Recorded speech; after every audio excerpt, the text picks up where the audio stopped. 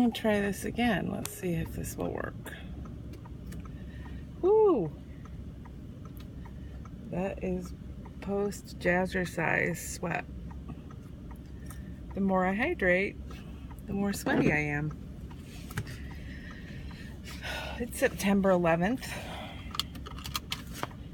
and that actual realization of that did not occur until someone mentioned it at Jazzercise. I'm going to drive by the memorial in the town that I'm in. I hear it's pretty awesome, and I would just like to say that I did not know anybody very well or personally who died during the 9/11 attacks on the Twin Towers, but at that time I was working at a preschool, and a little girl named Juliana and her mother Ruth were in one of the planes on their way to Disney, and they were one of the planes, of course, that crashed into the Twin Towers. So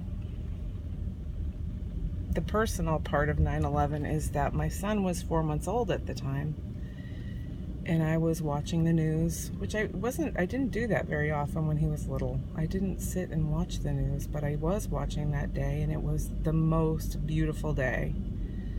Just beautiful, dry and sunny, and the sky was as blue could be.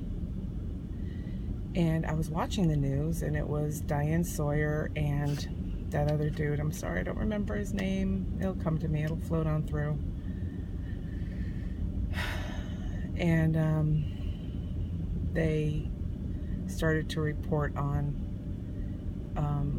a possible accident that happening in the financial district,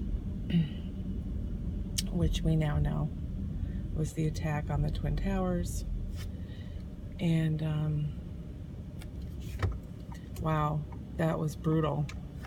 Here I am with my 4-month-old, and I'm terrified because not only am I with a 4-month-old